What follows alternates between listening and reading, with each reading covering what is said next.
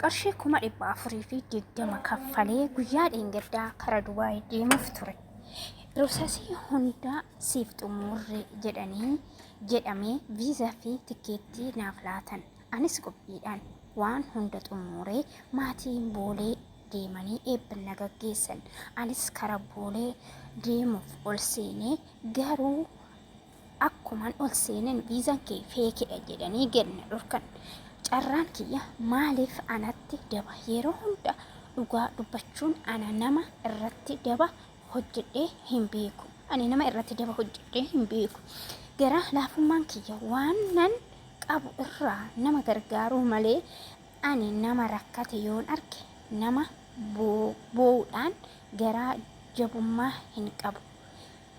Ana garuu wanti hunduu garaanatti jabaata. Baay'een gadda jechuudhaan Galaanaa Oromtichaa yookiin Kiyyuu Salaalee kan jedhamu fuula feesbuukii isaatirratti maxxanse waan baay'ee nama gaddisiisu. Jaalatamtoota fi kabajamtoota hordoftoota fayyiseetu kan taatan hunduma keessanii bakka jirtanitti nageenyi koo kan jaalalaa isin har'a qabu isiniin jecha egaa viidiyoon har'a qabadhee isiniif dhiyaadhe akkuma jalqaba irraa argitanitti waan baay'ee nama gaddisiisudha. Warroonni maatii fayyisee taatan viidiyoo kiyya sabiskiraayib sheer gochuu hin dagatina. Meebii tarii namoonni tokko lama viidiyoo kana irraa argee wantoota akkanaa irraa of oolchuu danda'a. Egaa akkuma beekamu obboleessa keenya biyyaanii kana namni hin beekne hin jiru. Namoota hedduutu beeka sooshaal miidiyaa irratti akkasumas immoo yoo gama qophii mooniit beeksisaa yeroo tokko qopheessitutti qophii ishee irratti illee ni argama. Egaa haa ta'u malee guyyaa kaleessaa gara biyya Dubaay deemee akkuma nama kamiyyuu hojjetee of jijjiiruudhaaf maatii isaa harmee isaa wajjin gaggeessan taasifameefii jiru.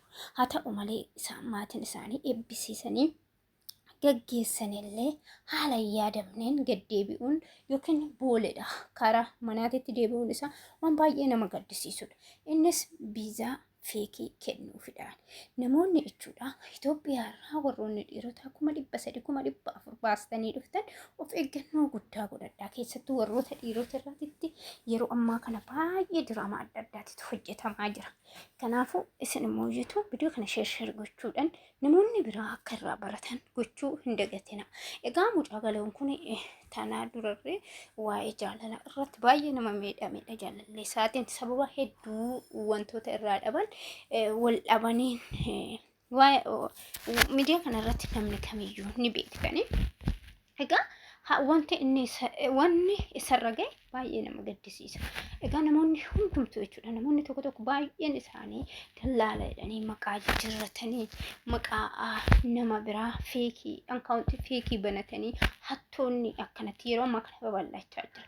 Kanaafuu jechuudha namoonni isin viizaa yookiin tikeettii irraa argattan tokko nama eenyummaan isaa beekamu ta'uun barbaachisaadha. Keessattuu namoonni yeroo ammaa kana Dubaay keessatti hattuun baay'ee baay'atee jira. Warroonni dhiirotaa Itoophiyaa keessaa 400,500 baasanii waan qaban hunda gurguranii yeroo boolee ga'an tikeettiin isaanii feekii ta'ee deebi'u. Yeroo deebi'an waan qaban hundumaa gurguran waan ta'eef waan itti deebi'an hin qaban. Kun baay'ee waan nama gaddisiisudha. Waan dhaloota dhufuufillee barumsa ta'uudha. Egaa mucaan kun jechuudha miidiyaa guddaa waan qabuuf dhageettii waan qabuuf namoonni hedduu wallaaluuf waan baay'ee irraa barachuu danda'an. Garuu namoonni miidiyaa gurguddaa hin qabne namoonni miidiyaa hin beekne jechuudha kan akkasii haala kanaan nyaataman meeqatamatu jira jettanii yaaddan isin jechuudha. Mucaan kun amma miidiyaa waan beekuuf nama miidiyaa waan ta'eef rakkoo isaa kana gadi bahee karaa miidiyaa hawaasaatti dabarfate. Namoonni garuu miidiyaa hawaasaa kana hin beekne kan waan qabu horii isaa lafa isaa wanta qabu hunda gurguree haala kanaan nyaatamee callisee taa'u 10,000tu jira. Kanaafuu jechuudha namoonni biyya irraa karaa biyyoota biraa deemtan haalli isin deemtan haala seera qabeessa ta'uu qaba. Of eeggannoo baay'een barbaachisaadha. Namoonni yeroo ammaa kana karaa adda addaatiin kan akkaawuntii feekii banatee ani nama akaleedha fakkeenyaaf nama beekamaa waa'ee viizaa kana hojjetu yoo ta'e maqaa nama saniitiin akkaawuntii banatee kan ani nama sanii jedhee birrii gurratee aduu akkaawuntii feekii ta'e isa gaafachuu yoo dhaqan bilbila isaa cufatutu jira. Kanaafuu jechuudha namoonni biyyarraa kara biyya ambaa dhufuu barbaadan tokkoffaa kara seera qabeessatiin dhufuu qabdanii lammaffaa namni isin irraan xumurrattan nama iddoo itti gaafattanillee qabaattan ta'uu qaba. akkasumas nama maalummaa isaa beektan ta'uu qaba. Nama kamirraa fakkeenyaaf onlaayinii irraan salphaadha waan hundi onlaayinii irraan teekinooloojiin guddate jettanii onlaayinii irra nama tokkorraan yoo kan viizaa hojjechiistan ta'e haala kanaan inni birrii ofii nyaatee viizaa isaa feekii yoo isinitti erge Itoophiyaa keessatti waan qabdan gurgurtanii waan ittillee ol deebitan dhabdan jechuudha. Kanaafuu wantoota akkanaa dhugaa rabbii wantoonni akkanaa baay'ee nama gaddisiisa. Wantoota akkanaa irraa rabbiin namaa eegu. Egaa obboleessa keenya galuu homaa miti. Qorumsi waanuma jiru akka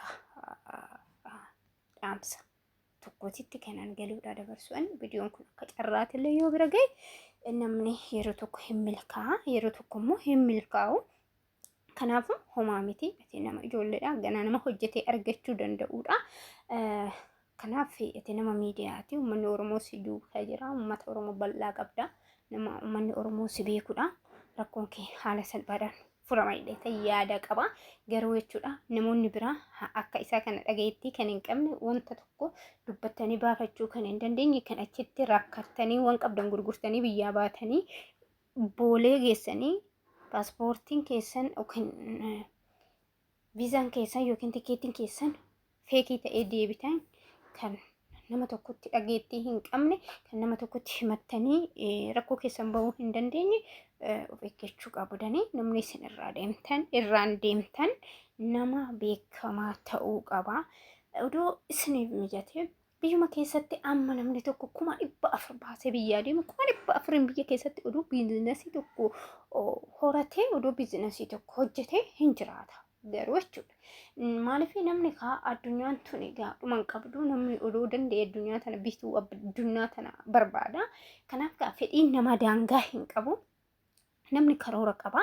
Karoora isaan guuttachuudhaaf immoo biyya keessatti hin danda'amne ta'e deemee karoora kana guuttachee dhufa jechuudhaan sababa adda addaatiin baqqeen jira miti namni tokko nan jijjiirama jedhee wanni hin yaanne hin jiru. Haala kanaan namoonni kaayyoo isaaniitiif haala kanaan karoorfatanii garuu wantoonni akkanaa kun yoo qunnamu itis beeri sheem dhugaa rabbii baay'ee waan nama gaddisiisu. Egaa hundumti keessanuu waan akkanaa kanarraa of eeganaa viidiyoo kana share like gochuudhaan namoota hedduu biraan gahaadha. Viidiyoon har'aaf qabadhee isiniif yaada asirratti xumura. Viidiyoo biraatiin hanga walitti deebinutti turtii gaarii isiniin jecha dhugaa ani galuu sooshaal miidiyaa kanarratti nan beeka akkasuma keessanillee wal dubbisna baay'ee natti dhaga'ame rabbi. Namoonni sooshaal miidiyaa irratti hangana dhageettii qaban kan akkanatti hataman namoonni kun akkam ta'an jedhee gaafa yaadu inni ulfaata jechuudha. Kanaafuu hundumti keessanuu haati faaxee maal jette tana dura viidiyoo haadha faaxee tokko yaadattan ta'e haati faaxee dhugaa rabbii wanni ishiin jettu sun kan ta'aa deemudha. Rabbi waan ishiin jette tokko garuu waama dhiirota biyyarraa yaa'u kanarratti akeekkachiisa kennitee turte. Kun waan dhufu beektiif. Kanaafuu jechuudha gorsoota namoonni tokko isinii dabarsullee odoo dhaggeeffachuu qofa osoo hin ta'in maaliif namni sun maaliif jedhe odoo jettanii yaaddanii bareeda. Viidiyoon har'aaf qabadhe isiniif dhiyaadhe asumarratti xumura. Viidiyoo biraatiin hanga walitti deebinutti turtii gaarii.